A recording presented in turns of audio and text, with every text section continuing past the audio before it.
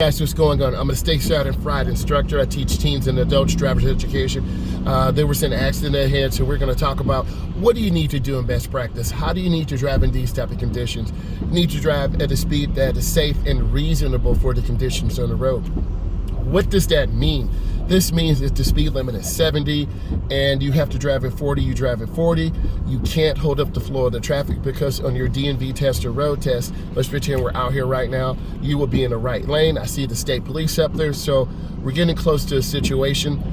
You always want to identify the lane that is moving the smoothest. It could be the right lane, it could be the middle lane, it could be the left lane. So far we're still moving, and I'm fine with that. You don't want to hold up the flow of the traffic, and the slower moving traffic stays to the right. Next, you need to look ahead as far as possible. And a lot of drivers will end up just cutting, like that Jeep, no blinker. That's the biggest common offense that I see as a state certified instructor teaching teens and adults. I see the police up there. So hopefully there, and I'm going to take you with me so you see this. Someone probably slammed into the wall, and it's common. And this car is cutting me off with the blinker. See, that's a blinker cutoff, right? And you don't want to do that. You want to have your blinker on as early as possible, and I see drivers getting over. So I'm going to go ahead and look over my right shoulder, and I'm going to be careful. Yep, I see them up there. So looks like someone is trying to wait for me. They're not trying to wait for me. So I'm trying best practice to get over, and they allow me to get over. Whew, that's a little stressful because sometimes people will not let you over. So I'm going to take you with me. I see multiple police, ambulance. So someone has slammed into a wall, maybe flipped a car. And I want you to see this. This is a driving fail, right? And if people are too reckless and not paying attention, they're going to slam the car into the wall. So don't be that selfish individual to hurt yourself, kill yourself, and then flip the car. Looks like I see channel 75 coming in to examine the situation. So we're maintaining best practice. The lane to the right is slower moving traffic. And thank God our law enforcement in this area of the world are on top of it and directing traffic. So you want to keep moving, but you're going to be able to see this and learn from people's mistakes. Don't go fast in the rain. Look ahead and leave time. So it looks like someone has scraped the wall. I can see it. So I'm just taking my time, being patient, and not gawking or rubbernecking. Rubbernecking is when you stare at something and literally, yep, the car smashed into the wall, going too fast. And then I'm gradually picking up speed. But notice, I'm gradually doing that. I'm trying to drive in the tracks of other cars. You're gonna see people going real fast again. There's that car that caused the collision because you're going too fast for the conditions on the road. And that's what you need to do. And now we're going to talk about some of the DMV test tips. What is condition where your cars are riding above a sheet of water? It is called hydroplaning. You need to understand this because I give DMV test questions. Now I see a semi-truck coming out. So what I'm going to do is gently get over one lane to the left. I have mirror, turn signal, blind spot.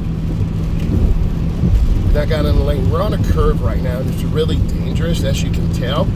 So I'm trying to hold my wheel as smoothly as possible, take my time, and be aware of what's going on. You say all these cars are bunching up. You don't want to do that. I know it's really nasty out here. It's hard for you to see, but I want you to listen.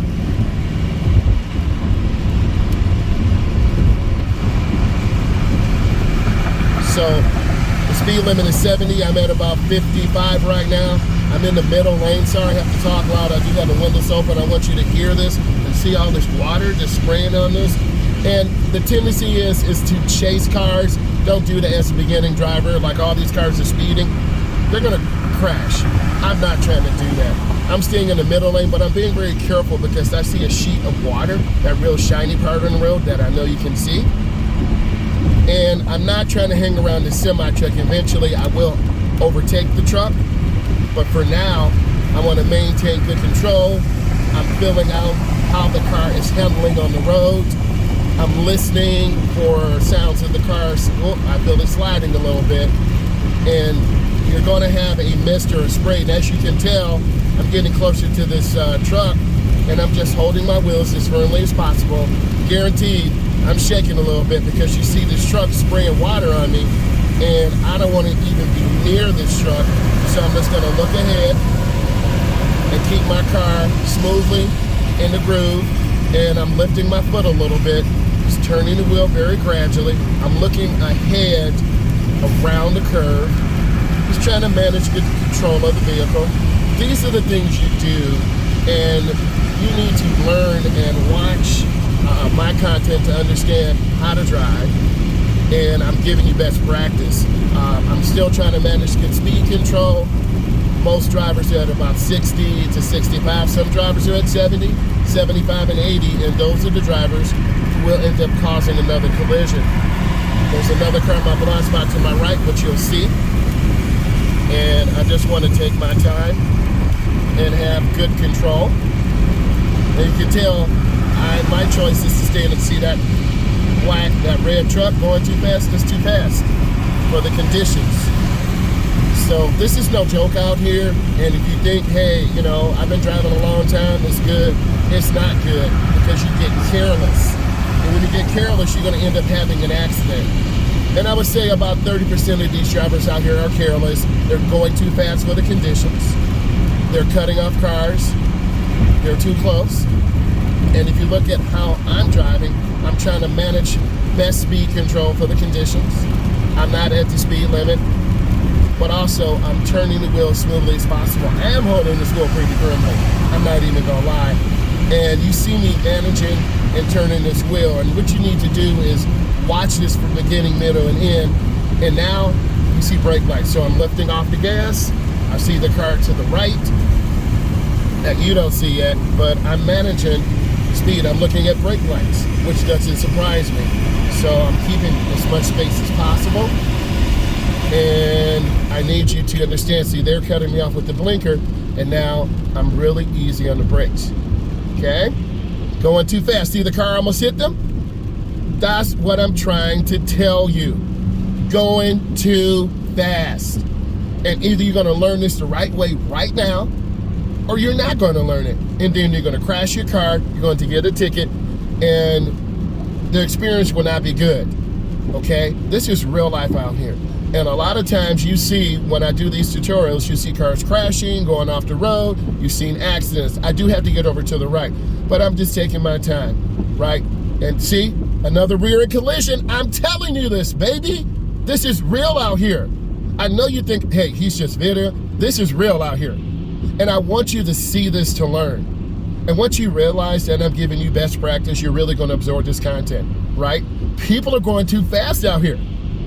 So I'm going to try to get over to the right. I got my blinker on. Maybe someone will let me in. I said maybe, hopefully, right? And we all have to work together. And I'm not just going to stop. I'm going to keep rolling. I got my right blinker on. Looks like they'll let me in, you know, the driver. And then I let my window down and waved at him or her. So people are going too fast. And you will see this in real life, because at the end of the day, I'm going to capture real life traffic events. People are going too fast. It's raining. They're tailgating. They're distracted. And then you end up having a rear-end collision. And in the part of North America where I'm from, if you rear-end someone, you're at fault. Why would you want to do that? I'm going to go ahead and let this Tesla over. See me flash my lights. This tells them that they can get over. And then see them almost hit the car? I keep trying to tell you this. Okay? People are losing their mind out here. Do you really want to be a part of this? No. Leave early. See? Are you learning something? Did you see this car cut me off? Yeah, I could road rage and get mad, but I'm a role model. Okay? Are you learning? More cars are cutting off, and we're just going to keep this going. And this is real life out here. See this car? They're not even letting me over. People are very reckless.